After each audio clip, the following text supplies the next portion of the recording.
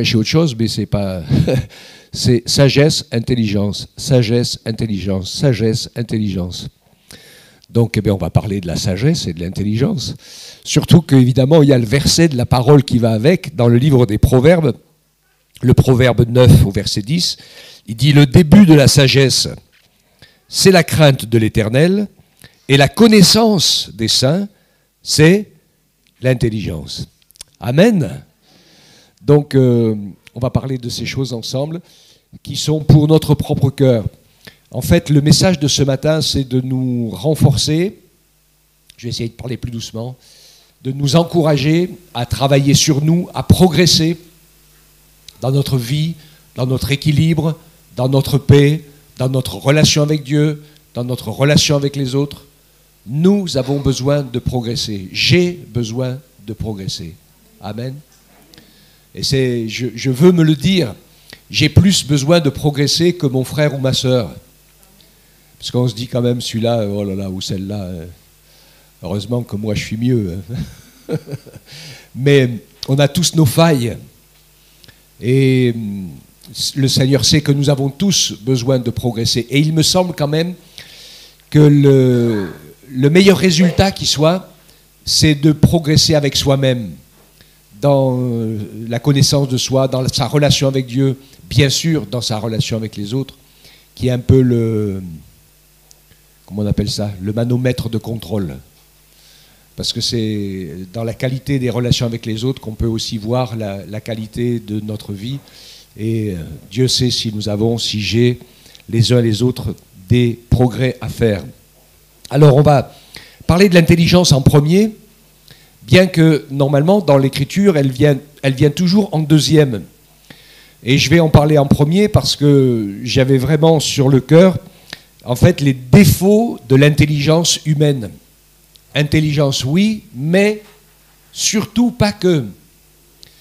Et puis on verra comment se construit et sur quelle base est posée l'intelligence des saints, c'est-à-dire selon ceux qui se sont mis à part pour Dieu. C'est cela, hein. Nous ne vénérons pas les saints comme la religion traditionnelle qui a fait les choses qui ne sont pas écrites comme ça dans la parole. La parole de Dieu nous montre que les saints, ce sont tous ceux qui sont nés de nouveau et qui ont décidé de mettre Jésus en premier dans leur cœur et de le suivre, de se mettre à part pour Dieu, pour Jésus. Même si on est dans la société, on n'est pas obligé d'être un ermite pour être à part. C'est là encore quelque chose qui est intéressant dans la sagesse et l'intelligence, de pouvoir consacrer son cœur et sa vie au Seigneur et que tout le reste vienne après. Même dans notre vie émotionnelle ou sentimentale. Je sais que des fois, les garçons, les filles, ils tombent amoureux et puis c'est sentimental et émotionnel. Mais c'est pas toujours et c'est souvent parfois que Dieu n'est pas dans l'affaire. Et c'est là où on a besoin d'avoir un peu plus de recul. Je pense que si on est capable, et c'est ça sur lequel on va travailler, avec sagesse, à imposer à notre cœur, à nos pensées, la volonté de Dieu, son plan, quand il voit qu'on le met en premier, même jusqu'à l'idée du sacrifice, après lui, il s'occupera de faire les choses les meilleures pour nous. Mais encore faut-il le laisser faire. Parce que des fois, souvent, on fait à sa place. L'intelligence humaine. Alors je la mets, le côté humain qui est le QI et les capacités intellectuelles, de sagesse, de réflexion. Moi j'ai vu, je ne sais pas vous, mais vous avez des gens intelligents. Marie-Hélène vient de le dire à l'instant tout doucement, mais qui sont bêtes. Alors pour rester dans mon texte du message, ils sont pas sages. Intelligents mais pas sages. Et cette intelligence-là, cette intelligence humaine, elle fait des rivalités. Et petit à petit, elle amène à la culture du moi-je. Les capacités mentales, les capacités intellectuelles. Il y a un danger à développer l'intelligence sans développer la sagesse selon Dieu. Et cette intelligence humaine, elle amène à la culture du soi, au tourner sur soi, au comparer à partir de soi. J'en reparlerai tout à l'heure. Et nous ne devons pas comparer les autres ou ce qui se passe ou les situations à partir de nous. Nous devons les comparer à partir de Jésus et de sa parole. Parce que c'est Jésus et sa parole, la référence. Vous savez, si on se compare les uns aux autres, on sera toujours les meilleurs du monde. Parce qu'on trouvera toujours des gens qu'on aime moins bien que nous et des gens meilleurs que nous. D'accord? Donc, je ne sais pas, vous êtes comme moi, on se place toujours au milieu. Comme on disait, elle n'est pas si bête que ça quand même, dans le fond. Alors, les sujets de prière, quand on est tourné sur soi, c'est ses relations, sa personne, ses proches. Et le résultat est une centralisation. La perte de la capacité à écouter les autres. On les repère vite dans un groupe, c'est ceux qui parlent tout le temps et qui parlent surtout d'eux-mêmes et qui ne savent pas s'arrêter pour bien écouter l'autre.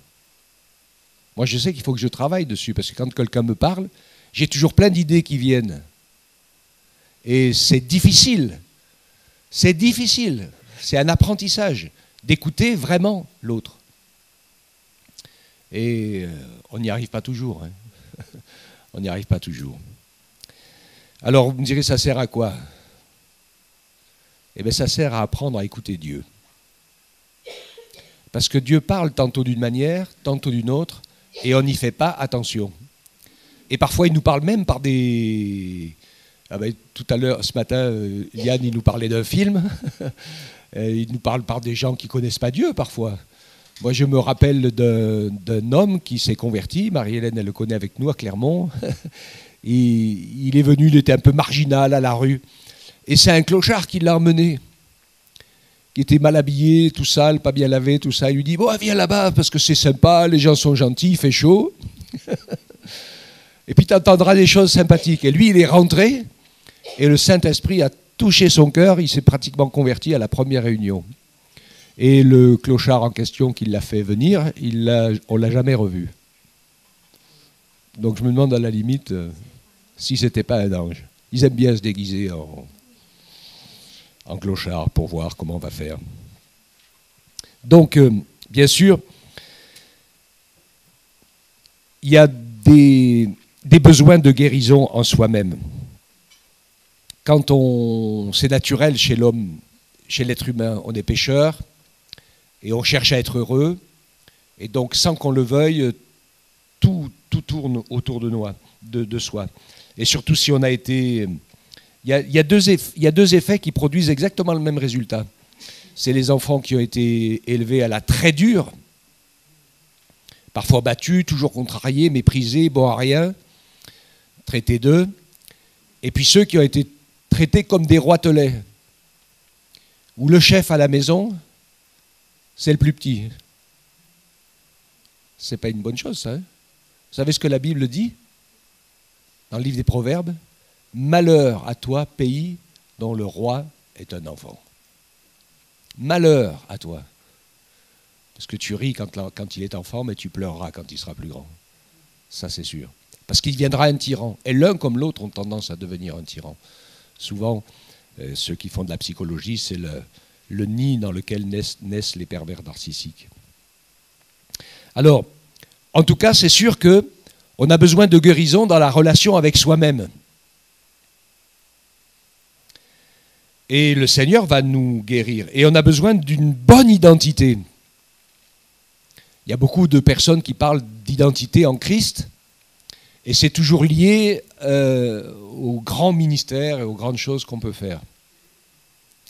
Et là, il y a un déphasage. L'identité en Christ, c'est que je suis un pécheur, je méritais la perdition et la condamnation, mais Jésus m'a aimé, et il a pris ma place, et il a payé le prix de ma condamnation.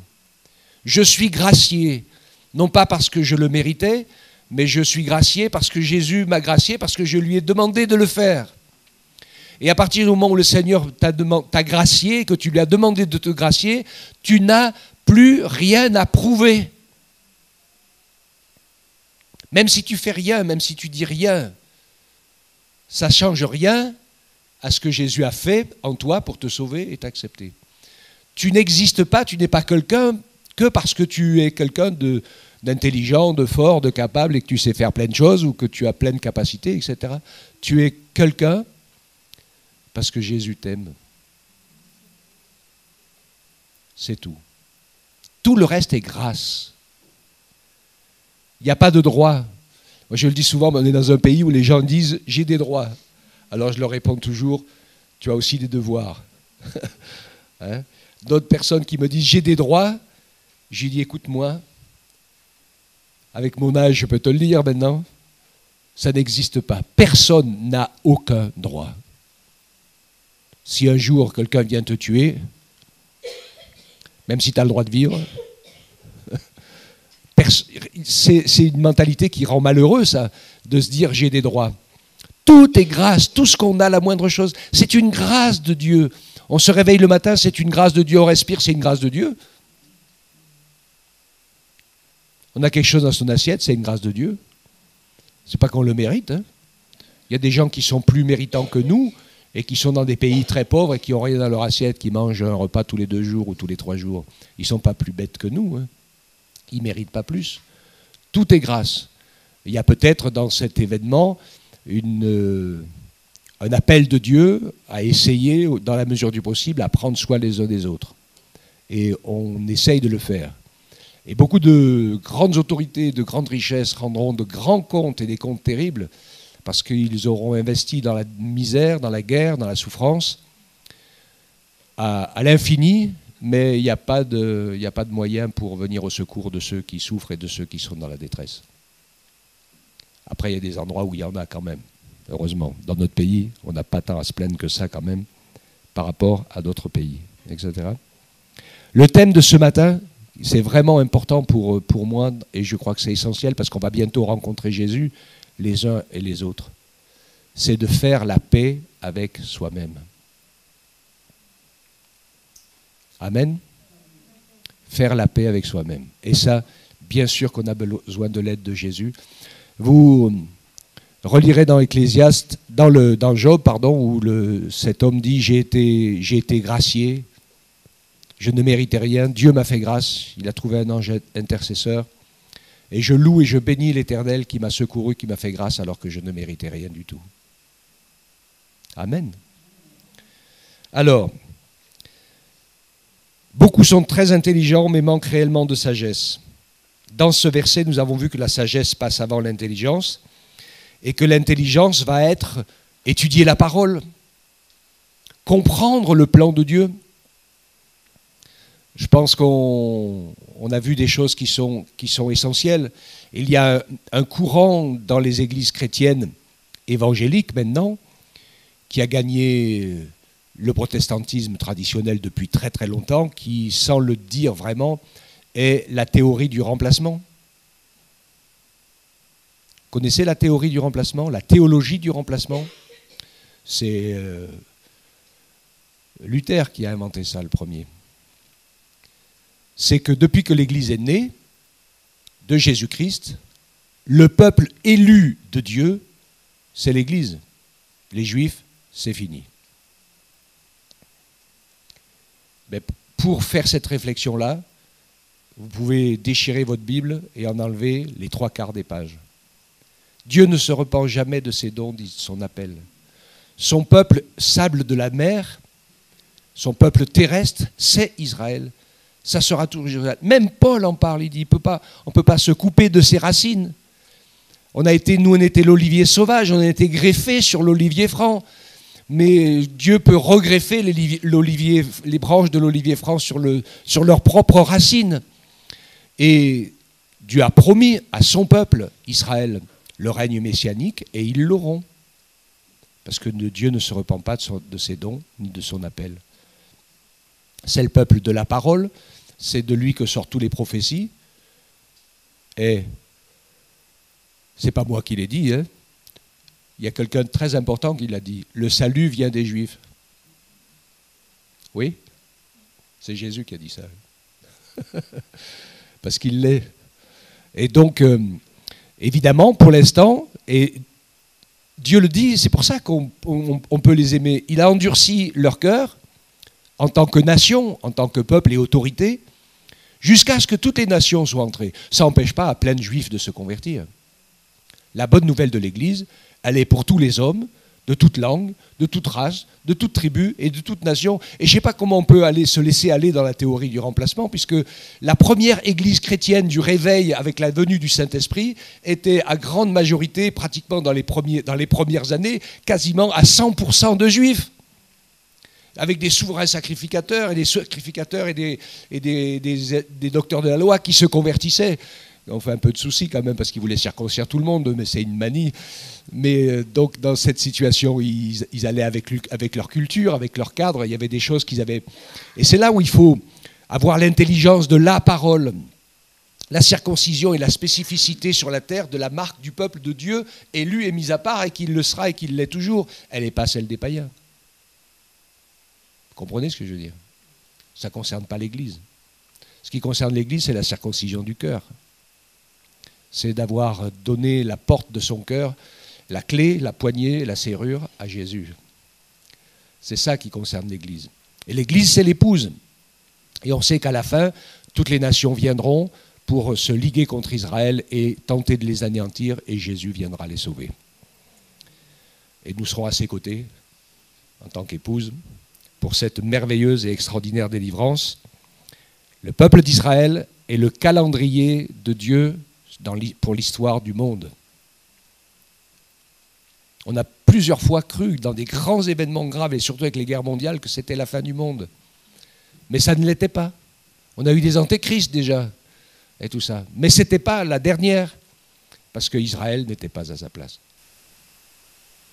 Maintenant qu'Israël est à sa place, ça peut arriver, même s'il y a encore quelqu'un qui vient de sortir un document avec la date du retour de Jésus.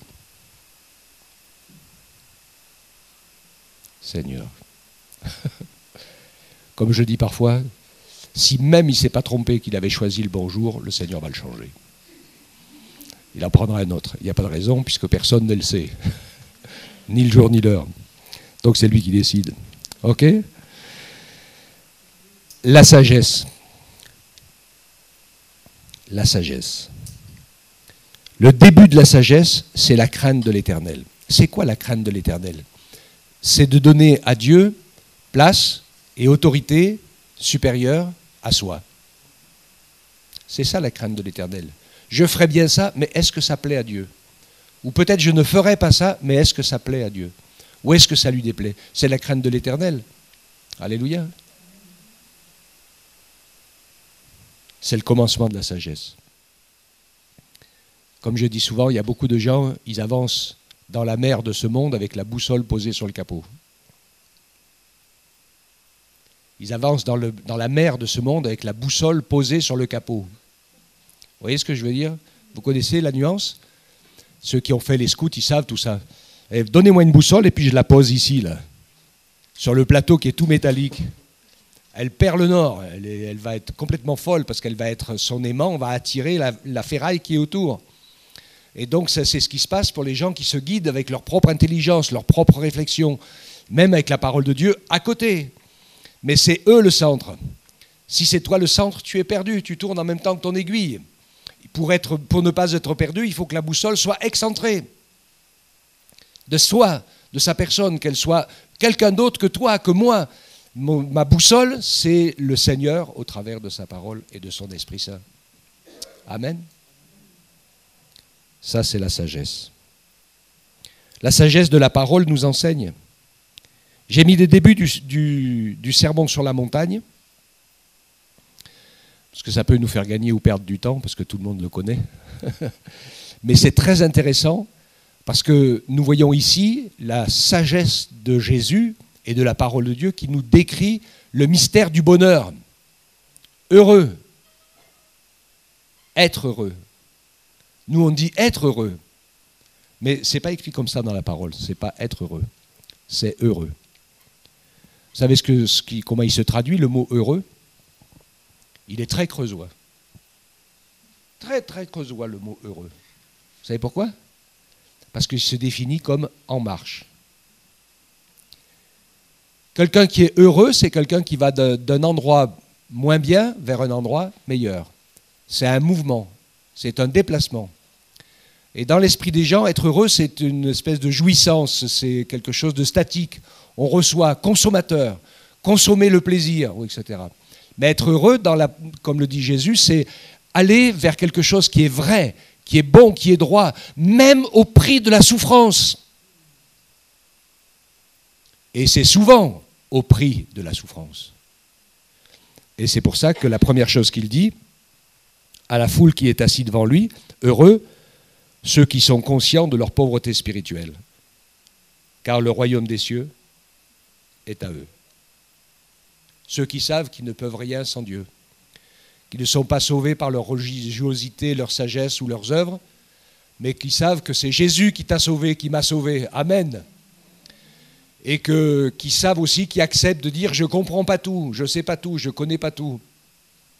Moi j'aime bien mes 2 docteurs en théologie, là, Timothée et Lisa. Parce que sur certains points, ils disent on ne peut pas tout expliquer, on ne peut pas tout comprendre. On n'est pas Dieu. Ce n'est pas le créé qui explique le créateur, hein, et toutes ses lois. Et donc, ça, c'est une mesure, bien sûr, de sagesse.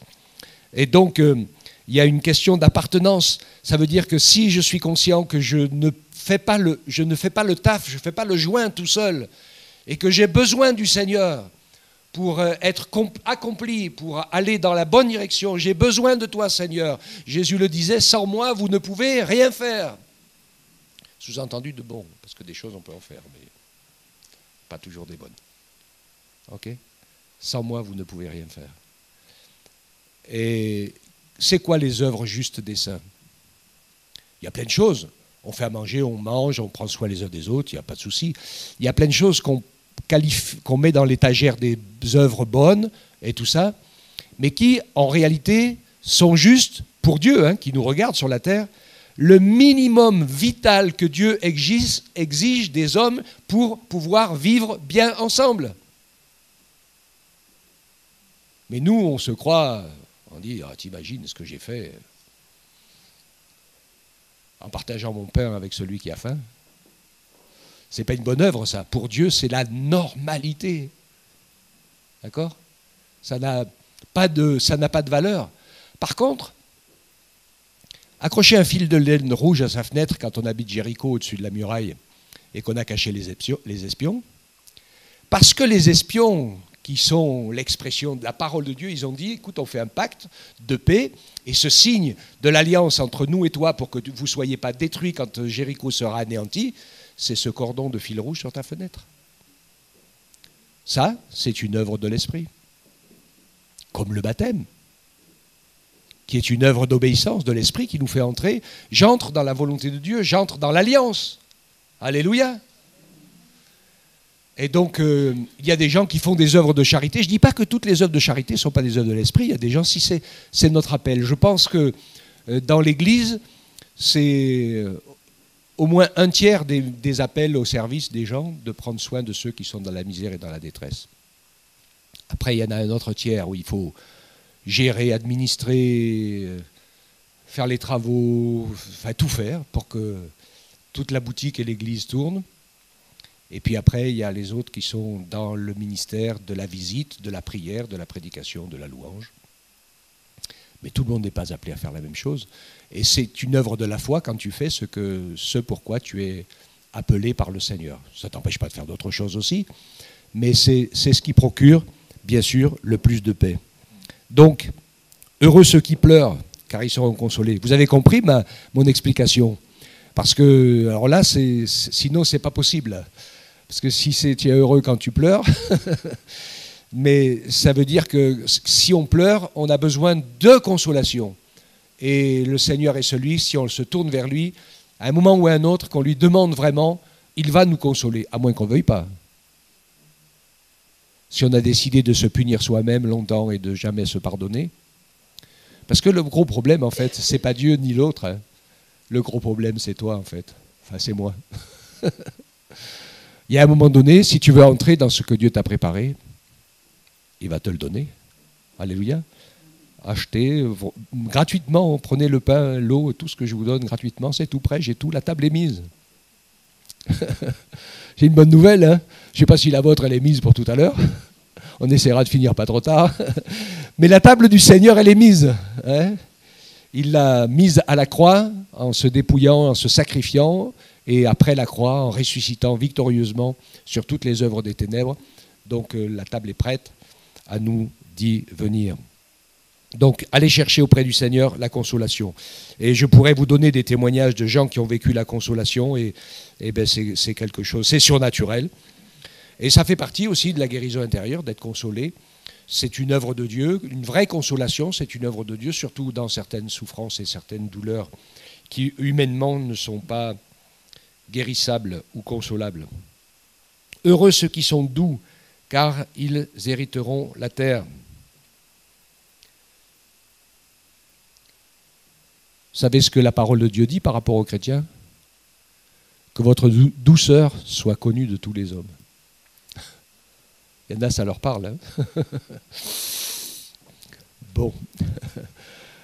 Je pense qu'on a tous des progrès à faire. Mais c'est pareil. Dieu ne va pas nous dénaturer. On est plus ou moins doux ou moins, etc. Il n'y a pas de souci, on est différents. Et heureusement qu'on est tous différents. Mais il y a des choses qui sont dans le fruit de l'esprit. Et qui, dans le domaine de la vie et du service de Dieu et de la relation avec Dieu et de la relation avec les autres, deviennent une arme de l'esprit. Que votre douceur soit connue de tous les hommes. Donc voilà, si on a besoin d'y travailler, mais avec le sens que ça puisse toucher celui qui, ou celle qui a besoin de comprendre et de voir que Jésus l'aime. Amen.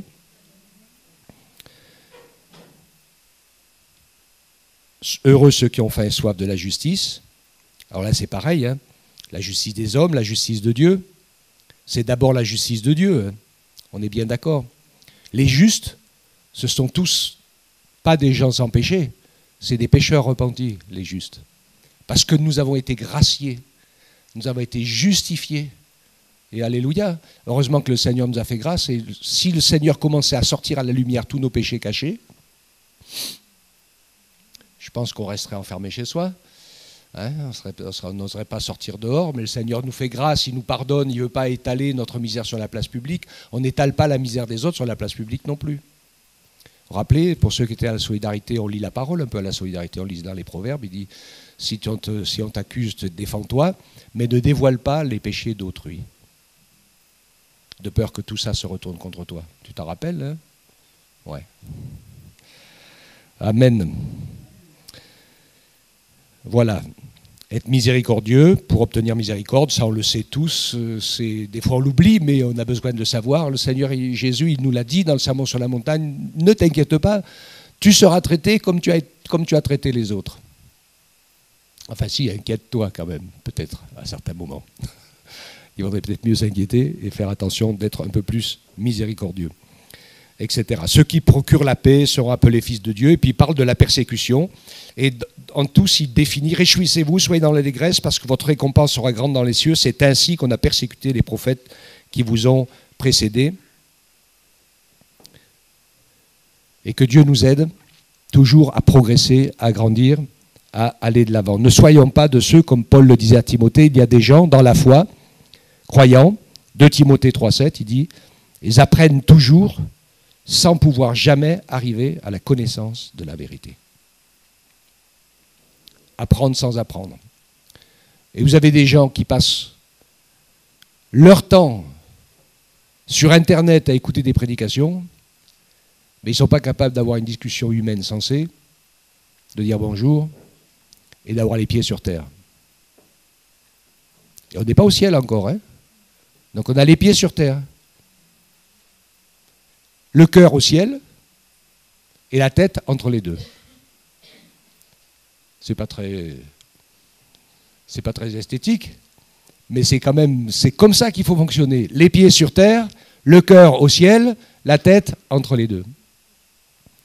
Inspiré par le ciel et la terre. Pour copier nos réactions, être attentif à nos réactions. Toujours dans le livre des Proverbes, il y a un proverbe qui dit « Réponds à l'insensé selon sa folie ». Et le verset suivant, il dit « Ne réponds pas à l'insensé selon sa folie ». Donc on voit bien qu'ici, il y a une question de sagesse et d'adaptation. Et il ne va pas falloir faire les mêmes réponses, toutes plaquées, toutes les mêmes à tout le monde. il faut répondre en fonction des circonstances. Nous sommes sel et lumière, termine Jésus quand il parle d'être heureux dans le Sermon sur la montagne. Il va juste un petit peu plus loin, puis Matthieu, versets 13 à 16, il dit « C'est vous qui êtes le sel de la terre, mais si le sel devient fade, avec quoi le salera-t-on? Il n'est plus bon qu'à être jeté dehors et foulé aux pieds par les hommes. C'est vous qui êtes la lumière du monde.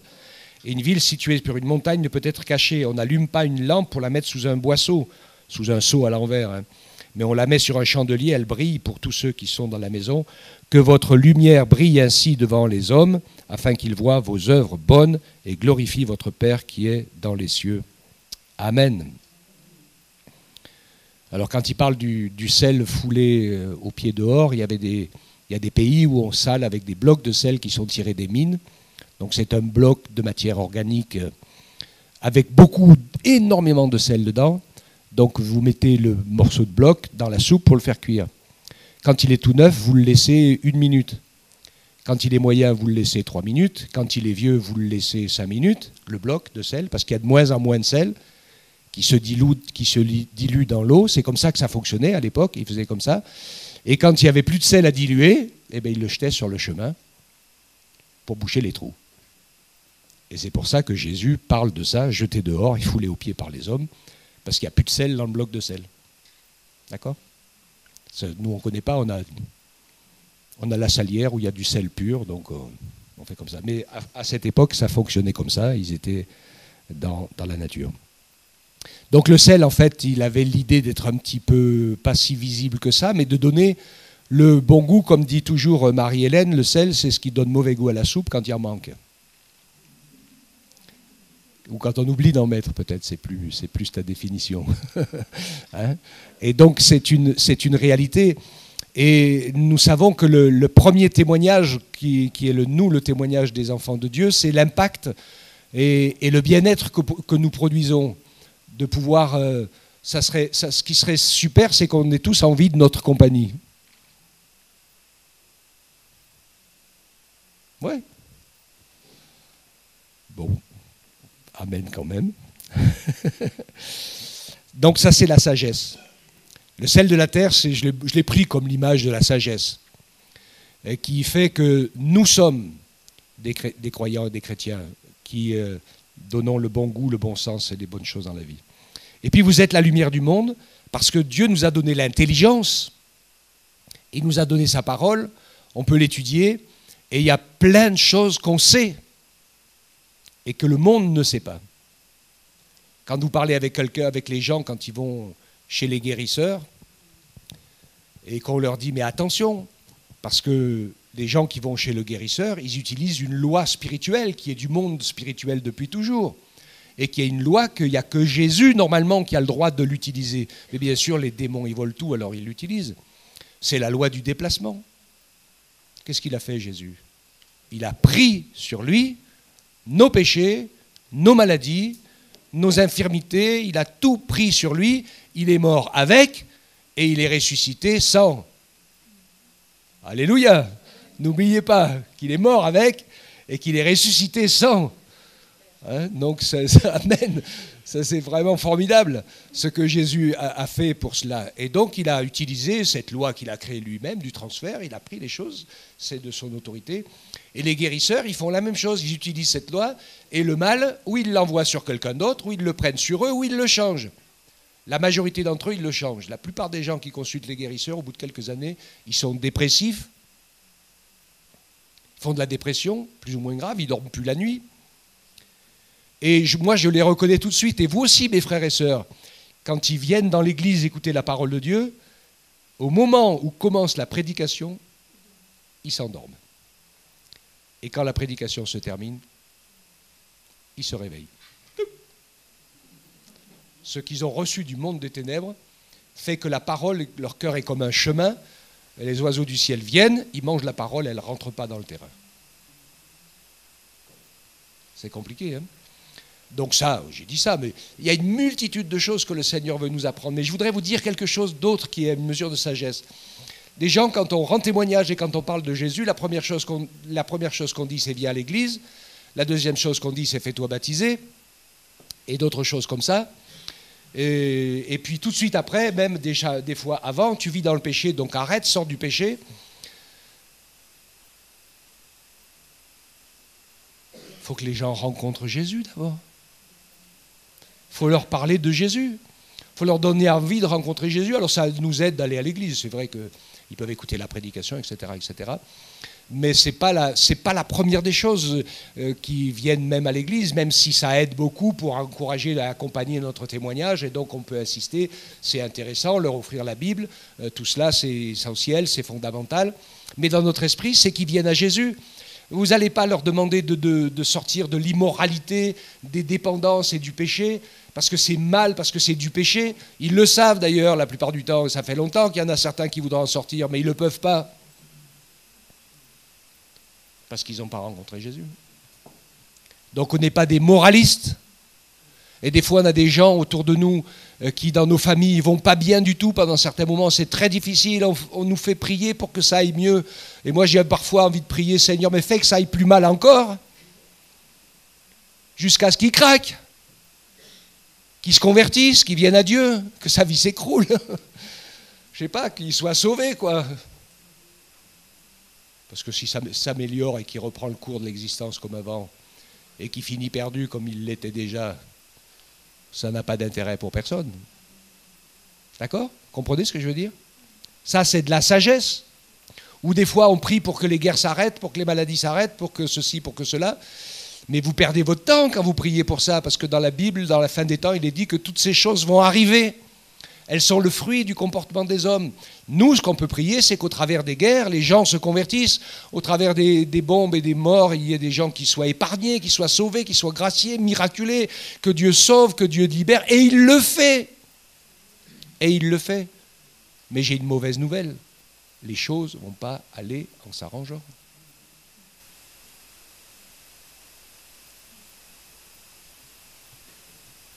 Même si on prie pour que ça n'arrive pas. Ça va arriver, c'est sûr, puisque c'est écrit. Mais ce qui est important, là encore, pour notre bonheur, c'est d'être en marche. Quand vous lisez le livre de l'Apocalypse, il commence aussi par heureux. Pas le début, hein, mais c'est le titre que je voulais faire si j'écrivais un livre avec l'Apocalypse. Heureux ceux qui écoutent les prophéties, la parole qui est écrite dans ce livre et qui les gardent. Heureux. Tout simplement parce qu'on est en mouvement. On sait d'où on vient, on sait dans l'époque dans laquelle on vit et on sait où on va. Et ça, c'est la définition du bonheur. En ayant fait la paix avec Jésus au milieu de tout ça. La paix par rapport à d'où on vient, la paix par rapport à ce qu'on est en train de faire et la paix par rapport au fait que le Seigneur va venir nous prendre et nous chercher et qu'on sera prêt. J'aime beaucoup la définition d'Élisabeth pour ça, sur être prêt. Elle est là. Oui, elle est là. C'est elle qui avait donné cette définition, parce qu'on dit toujours, est-ce que je suis prêt, je ne suis pas assez prêt, etc. On pense qu'on n'est jamais assez prêt. Hein. Mais une chose est sûre, c'est que la définition d'être prêt, c'est qu'on est entré dans l'alliance. Est-ce que tu es prêt pour te marier ? Jamais. Non, mais est-ce que tu es prêt pour élever des enfants ? Ben, tu te maries, et les hommes se marient et ils font des enfants, même s'ils ne sont pas prêts. Mais ils entrent dans l'alliance. Ils décident de commencer. Et puis à partir du moment où on se donne les moyens de continuer, alors on est prêt. Même si on pourrait être mieux prêt. Mais on a dit oui. Alléluia. Amen. Merci Lisa. Ok. Donc, Jacques, je termine. Il faut que je termine. Jacques 1,5. Si quelqu'un d'entre vous manque de sagesse, qu'il la demande à Dieu, qui donne à tous libéralement, sans faire de reproches, et elle lui sera donnée. Mais qu'il la demande avec foi, sans douter, car celui qui doute est semblable au flot de la mer, que le vent agite et soulève. Qu'un tel homme ne pense pas qu'il recevra quelque chose du Seigneur. Il est irrésolu et inconstant dans toutes ses voies. Cette définition de celui qui est irrésolu et inconstant dans toutes ses voies, c'est « Seigneur, je veux bien que tu m'aides, mais j'ai envie de faire ci, j'ai envie de faire ça. Je veux bien que tu m'aides, mais je voudrais conduire ma vie comme ci, je voudrais conduire ma vie comme ça. Je veux bien que tu m'aides et que tu me bénisses, mais je voudrais bien avoir mon mot à dire sur tout un tas de choses et décider moi-même. » Alors si on demande la sagesse comme ça ne va pas marcher. Hein. D'accord ? Mais si on demande la sagesse de Dieu en disant « Seigneur, que ta volonté soit faite et pas la mienne ». Alléluia. Et qu'on est déterminé. Dieu nous donne sa sagesse. Crois que tu l'as reçue. Et donc, pour cette sagesse, il faut apprendre à quitter ses préconçus, ses filtres, et apprendre à écouter Dieu. Même pour lire la Bible, il faut que tu fasses des efforts pour lire la Bible. Je vois des gens, ils lisent la Bible, mais ils ne lisent pas ce qui est écrit. Ça m'est arrivé, vous l'avez vu, plusieurs d'entre vous, dans les études bibliques, on a redressé des choses, c'est écrit ça. Eh bien non, c'est pas écrit tout à fait comme ça. C'est comme ça que tu l'as traduit en le lisant, avec ton filtre. Mais c'est très difficile de lire la Bible avec un esprit neutre et déshabillé de toute idée préconçue et de tout formatage. C'est plus facile de faire un chrétien fidèle et étudiant de la parole à quelqu'un qui ne connaît rien du tout qu'à un religieux qui est tellement formaté avec ses plis ou un mystique. Ça, c'est très compliqué. Ah, quand on part à zéro, c'est plus facile. Donc, quitter ses idées préconçues, ses filtres, apprendre à écouter Dieu, apprendre à lire la parole, c'est nécessaire. Tout le monde a besoin d'apprendre à lire la Bible, à s'arrêter de dire, mais est-ce que j'ai bien lu, est-ce que j'ai bien compris ce qui est dit, ce qui est écrit? Apprendre à écouter les autres, arrêter de se faire les comparaisons avec soi-même. Jésus est le modèle parfait, il n'a jamais mis sa personne en avant, pourtant il connaît très bien nos besoins réels. Jésus connaît très bien nos besoins réels et ils sont souvent assez éloignés de ce que nous pensons avoir besoin. Vous voulez que je vous le relise? Écoutez bien. Jésus connaît très bien nos besoins réels, mais pour nous, ils sont souvent assez éloignés de ce que nous pensons avoir besoin. Nous pensons avoir besoin que ça aille mieux, hein, que tout s'arrange. Ben, le Seigneur, à un moment donné, dit, toi, tu as besoin d'aller au désert. Parce que pour ce que tu es en train de faire et de vivre en ce moment, c'est le désert qu'il te faut. C'est là que tu vas apprendre à me rencontrer. Comme à Israël, qui prenait l'image d'une femme, il dit, je vais t'emmener au désert, coupé de toutes tes ressources, et là, dans le désert, je vais pouvoir parler à ton cœur. Amen.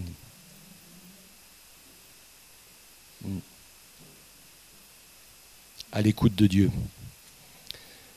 Jésus, par son Esprit Saint et par sa parole, il démontre, il annonce, il accomplit la volonté et les plans de notre Père Céleste.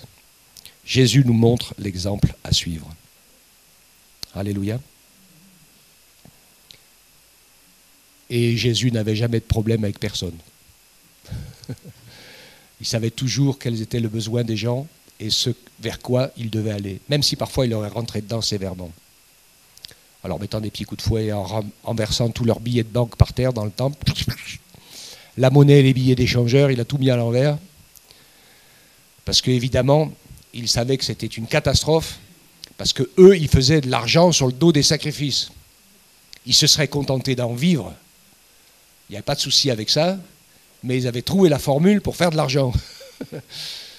Pour profiter de Dieu, pour faire de l'argent. Attention. Et je vais terminer quand même, parce que c'est important, même si on raccourcira l'Assemblée Générale. Corinne, ça va. L'histoire de la relation avec l'argent, étudiez bien dans la Bible. Et vous verrez. Vous savez ce qui est arrivé à Ananias et Saphira? Ils ont menti. Et ils sont morts. Et donc, soyez fidèles dans ce que vous devez au Seigneur. Parce que c'est pas, comment dirais-je, nous vivons à crédit. C'est pas de ce que j'ai que je donne au Seigneur, c'est que tout ce que j'ai, c'est le Seigneur qui me l'a donné. Ne l'oublie jamais. Parce que si tu n'avais pas donné, tu n'aurais rien. Et tout ce que tu as lui appartient. La terre entière lui appartient. Et nous, on est juste des gestionnaires. Donc sois fidèle dans ta gestion. Tu te rappelles, quand on a parlé on avait discuté de ça, je te regarde dans les yeux, Marie, hein, sur l'histoire de difficultés de vie, etc. Il y a des gens, ils sont en difficulté de vie, ils ne s'en sortent jamais, et ils n'arrivent pas à joindre les bouts. Mais même si tu n'arrives pas à joindre les bouts, sois fidèle dans ce que tu dois à Dieu. Il y a une partie que tu dois à Dieu. Et quand elle a fait ça, Elle a eu sa pension, elle a eu son logement, elle a eu tout est revenu, Dieu lui a tout donné, parce qu'il y a une part qui ne t'appartient pas dans ce que tu as, elle appartient à Dieu. Et donc tu ne donnes pas généreusement ce que tu veux de temps en temps à Dieu. Si tu donnes pas à Dieu, si tu ne rends pas à Dieu ce qui lui appartient, tu le voles. C'est pas pareil. Et tu peux même faire des offrandes en plus si le Seigneur te donne de la richesse et des bienfaits. Un jour, vous savez, le ministère de McCormick, c'était un chrétien, le Seigneur lui a dit, j'ai une mission pour toi. Tu es assez ingénieux, tu vas inventer quelque chose, je vais t'aider, tu feras fortune, et avec ta fortune, tu soutiendras la mission. Les missions. Il a inventé un super 4x4 et plusieurs autres procédés mécaniques, etc., etc. Il dit, au début de mon entreprise, même si c'était très dur pour tout lancer, je donnais ma dîme, le minimum au Seigneur. Après, au bout d'assez rapidement, j'ai gardé la dîme pour vivre, ça me suffisait. Et après, même pas 2 ou 3%, il vivait comme un roi, et tout le reste, il soutenait des missionnaires dans le monde entier. C'était son appel. Alléluia. Il n'y a pas de... C'est un bel appel. Amen. Soyons fidèles. Regardons l'exemple de Jésus. Même Jésus, il a payé ses impôts. Il n'avait pas de sous pour ça. Il est allé chercher les sous dans le poisson, mais il a payé ses impôts. Il a été fidèle. Amen. Soyez bénis. Que Dieu nous fasse la grâce de chercher la sagesse d'abord, d'y ajouter l'intelligence des choses de Dieu, de la parole de Dieu, pour être fortifié dans la connaissance de la parole dans le bon sens. Ne nous privons pas des bienfaits du Seigneur. Il est notre ami. Il est avec nous, on n'a pas de compte à lui rendre, il ne nous demande pas de compte, il ne nous demande pas de prouver, il veut juste qu'on l'aime et qu'on lui fasse confiance et qu'on lui confie toutes choses, qu'on ne prenne pas de décision sans lui demander son avis et que si on a un doute, on attend. Et Dieu fait toutes choses belles en son